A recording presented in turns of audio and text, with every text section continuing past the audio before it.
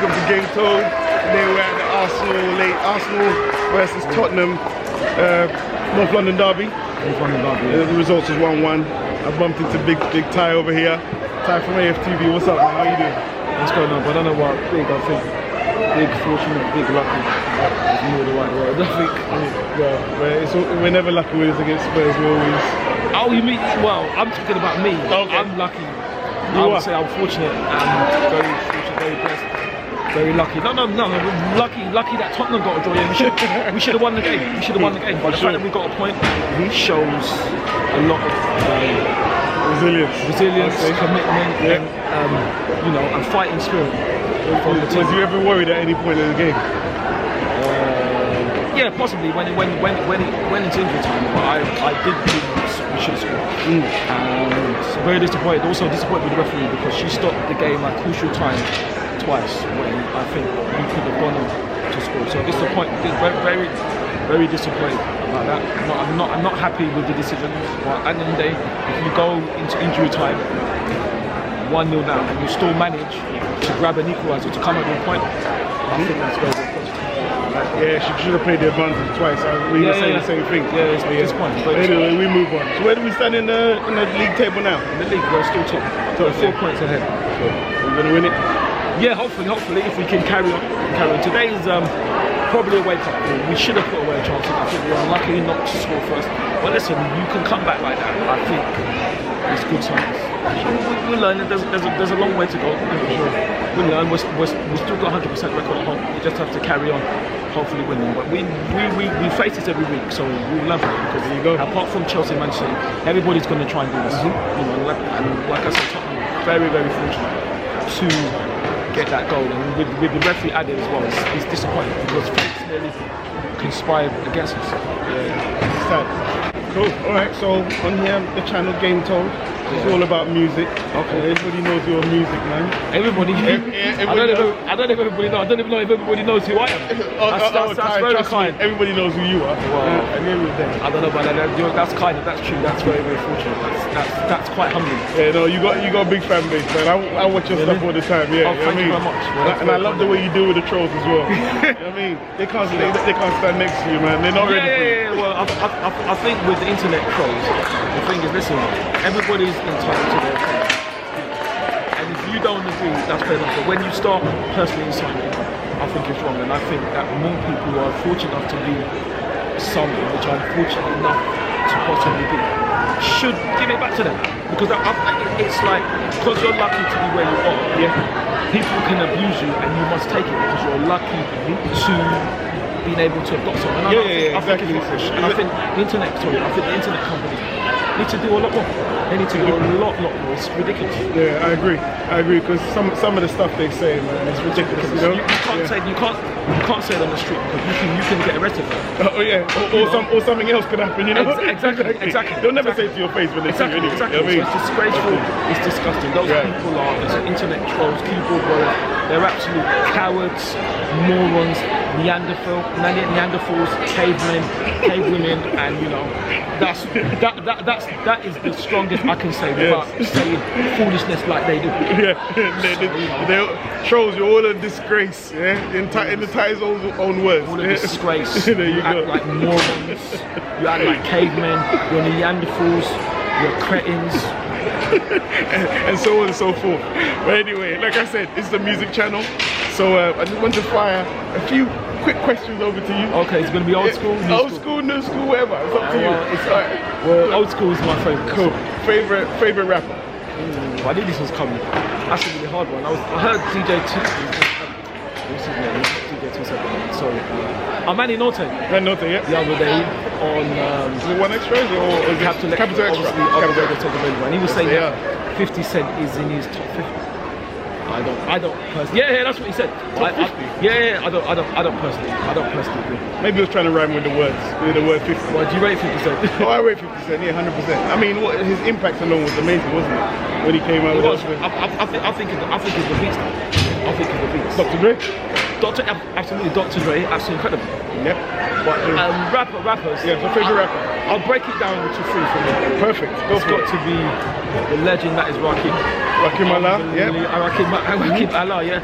absolutely, him and Eric B absolutely changed the game, hip hop, you know, with paid in full, right? Paid in full. Eric B is president. Follow the leader. I know you got so unbelievable, legendary tunes.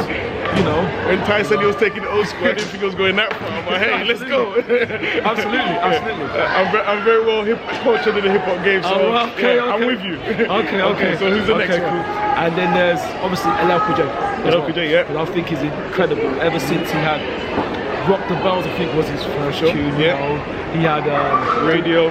Yeah, Radio. He had Doing It a bit more. Yeah, I don't think we can say too much about that. Doing It, you know, lounging with Total. A few hits, you know, fantastic. And also he had I Need Love as well, which was quite interesting. You know. For sure. And then, sorry, I go into EPMD. EPMD. To Eric Sermon and Parish, isn't it? And Parish. Yeah, Parish. You know, I mean, they were incredible with Strictly Business. It's My Thing. You got to chill.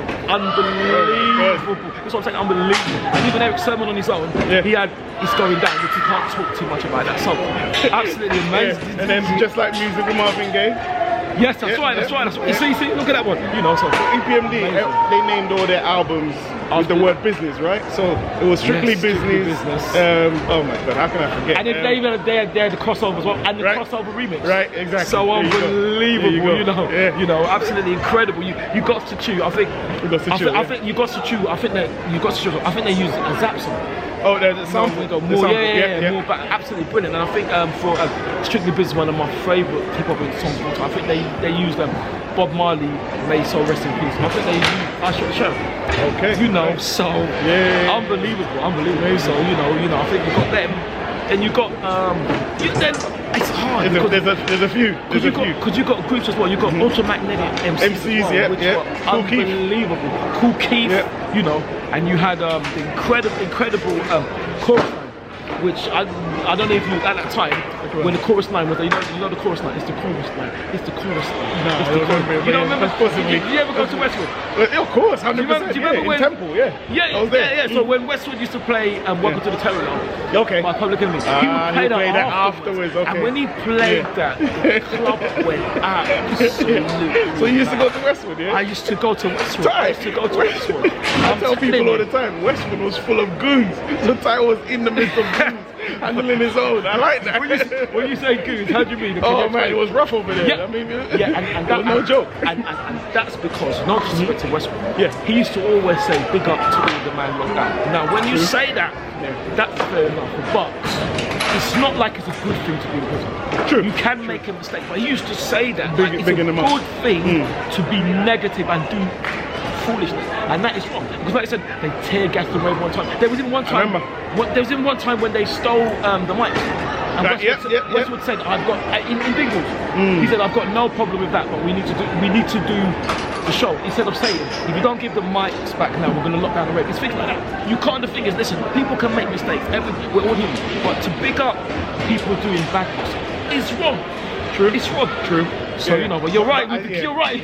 Westwood had kids. You're right. Luckily, you're right. For sure. But the thing about the guys who were locked down that he was picking up, there's a rapper called Young Spray. He has a lyric saying, "Listening to Westwood when I was locked up, and I couldn't believe he's white." You know. So he plays music for them, and they used to love him. So I get what you're saying. They love him, and that's cool. But when you're saying big up to the man locked down, you say then, obviously meaning that you don't promote rubbish, because that's why they used to be, because he used to say so much badness that they think they could come to the radio and start doing tear gas. That was terrible, because when we were there to listen to real hip hop and enjoy it, people were there to ruin it. But anyway, we digress. Ty doesn't like that. Don't do it. I don't do Westwood, change your ways.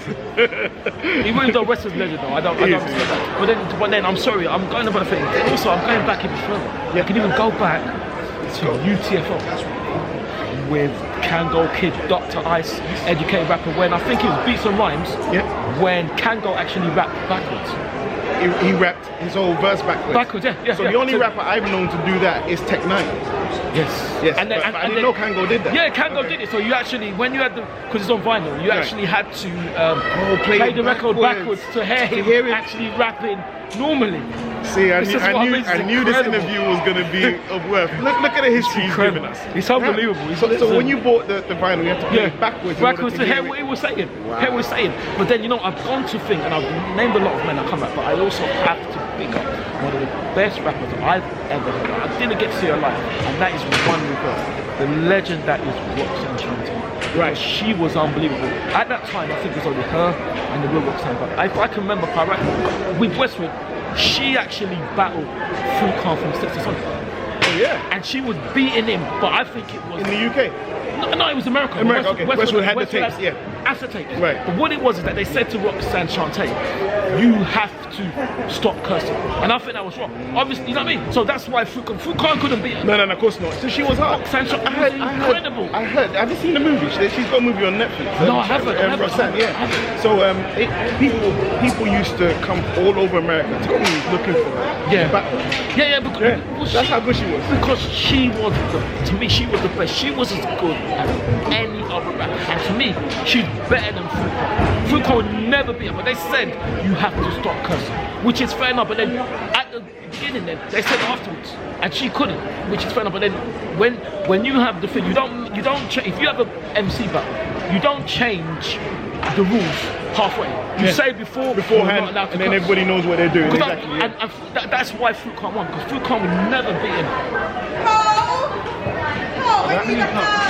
Give me 2 minutes.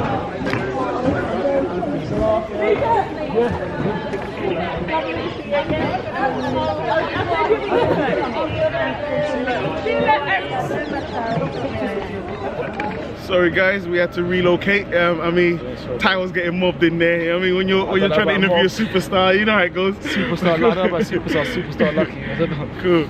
All right, so Ty, like I said, we're talking about music. You've told us 3 of your greatest MCs, albums you like and stuff. R&B and that. Cool. LL Cool J. Right. Ultra Magnificent. UTFO. UTFO. Yep. Kango, rapping backwards. Absolutely unbelievable rappers. But like I said, Roxanne Shante, she's got to be up there. The best of it.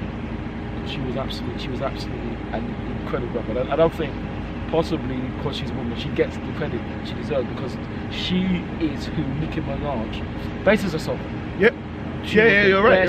She was one of and they're both from Queens as well. Oh, is it? Yeah. I didn't know that. Nicki's from Queens. Yeah. You see, she was one of the few. It was her, Latifah, Molly Love, Cookie. You had Cookie Crew. Cookie Crew. You had the She Rockers as well. Yeah. So these are legendary rappers. So obviously you got Salt Pepper as well. Yeah, exactly, 100%. There was a few female rappers that held it down. Queen Pen, all of that, Queen Pen, I remember back in their freaking track.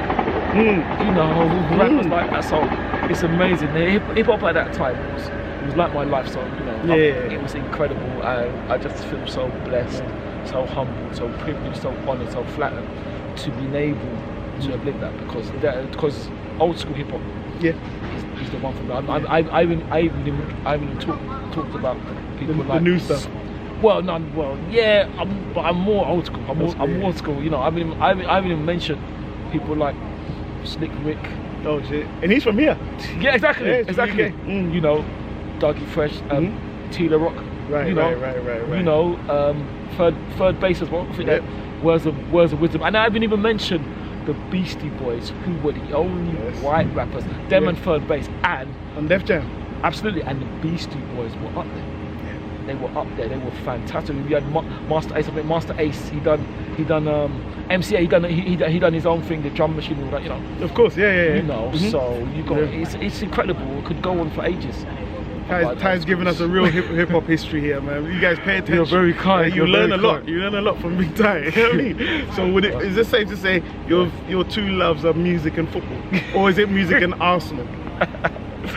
Well, back in the day, it was music, because that's what me and my brother were living. It was music. But today, it's still music and Arsenal. Is it? It's still music. The thing is, it's old school 80s. True. Anything 80s, early 90s. And the thing, I need to be careful, because if I carry on speaking, I'm going to start welling up and start crying. I'm not even joking, because I feel the same way. You know, because I was lucky enough in the 80s. I was lucky enough to be living that, and I'm not even just talking about old school. I'm talking about 80s pop and all that. The 80s music, the 80s fashion, the 80s TV program.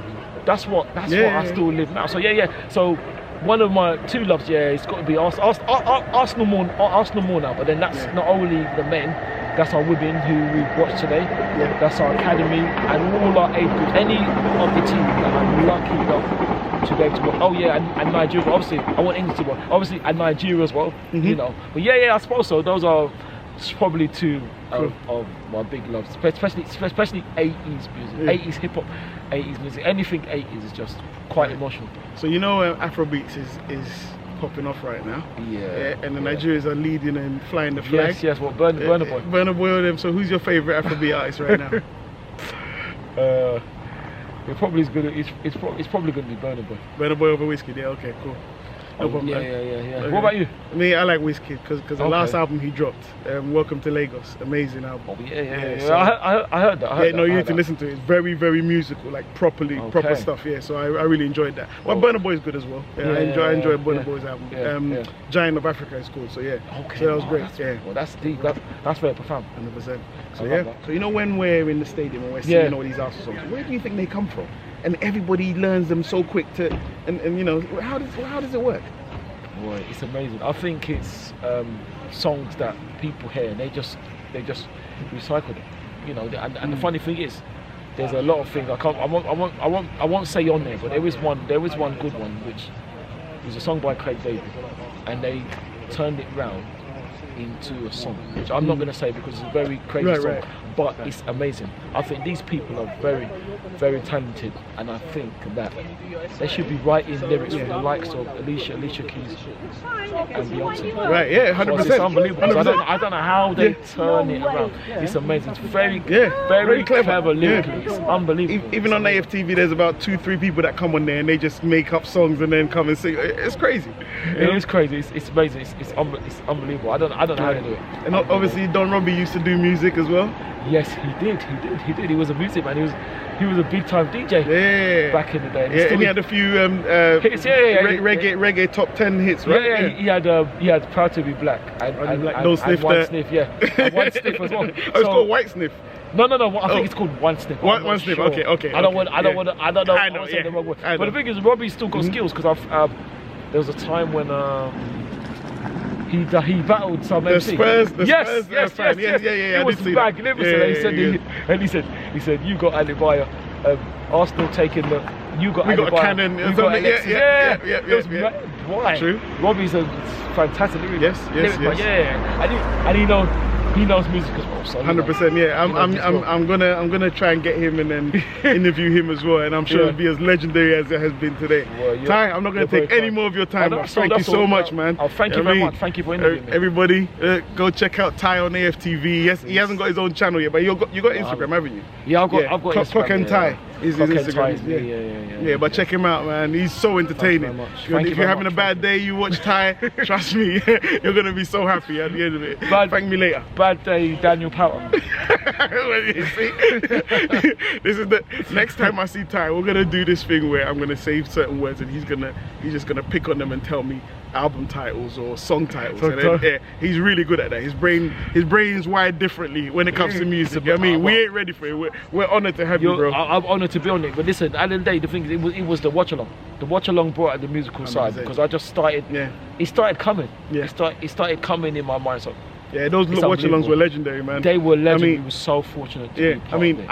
I was watching the games and then putting the TV on mute and listening to you lot. You know what I mean? So you're kind. Because we know them lot, they talk rubbish and they always have agendas and stuff. You know what I mean? But it's I never knew my music knowledge was just like that. It's just. Right. It's like I said, I keep saying it's quite emotional. And if this interview quite carries on, I'm gonna be. Oh, we'll do another one. And when I see Ty, I'm gonna call him. We'll do another one, legendary one. Oh, but Ty, before we go, can you explain what a cheat is? Because that's one word that's become synonymous with you. Cheat. Yeah. Mope, you're cheat. Mope, you're cheat. Ferguson, you're cheat. Pulis, you're cheat. McLeish, you're cheat. Allardyce, you're cheat. Shawcross, you're cheat. Martin Taylor, you're cheat. Jesus. Yeah. So basically, so you want to explain why I say that? Why I say word cheat? Because what it basically is that these players, are getting away with things outside the game. And if you do that, you're always going to win. If me and you are playing a game now, and I'm cheating, I've got the upper hand on you, and I'm always going to win. Now, if that happens, it's terrible. But the worst thing is, like with Manchester United now, they tried to say they didn't cheat. I don't want to hear that. Rooney cheated to get that penalty for that ruined our 50th game run. When they cheated, and he had the guts to say, I've never done, which is a lie. Rooney or cheat. Even though you're a manager now, you're cheat. He's a cheat, but Manchester United used to cheat all the time, and they used to get away with it. That's why they won so much. And the funny thing is now, Manchester United fans seem to be annoyed with me. I think I done a watch along yesterday, and they said I've got hate for Manchester United. I don't have hate for anybody. Oh, with Saeed. That's right. Wow. So when I was saying that, it's not about hate. I remember. The thing is, I'm lucky enough to have a long memory, so I remember when they were cheating. But they used to laugh, but now they're going to say they didn't cheat. No, don't say that, because they never would have won the things they won. Of course, without 100%. They were a good team, and they had some quality players in that. But they manipulated. They used that to. They cheated. I mean, I can only think of, because Said was saying to me, how do I know? And I said, I've got plenty of proof. I can even say one. I can only say one thing out of all the plethora of things that I know is that. I don't know what year it was, but they conceded a penalty when Janino had it saved. They had not conceded a penalty at home for 12 years. In the Premier League. That's almost impossible. This is what I'm saying about how they used to cheat. But now they're fans saying, no, don't say that. And even, I think they were saying to me yesterday that did Thierry cheat, for France when he handled the ball. And I said, yeah, Ferguson's a cheat. But they're trying to say it's all right. It's not all right. It's not all right. But the thing is, if you got away with it, okay, fair play to you. But now they're trying to say that they didn't cheat, and that's why they get annoyed, because I remember all those things. I remember all those things, and they should be, because at that time there was no AFTV there. They should be called out for what they did. Wrong. Yeah, 100%.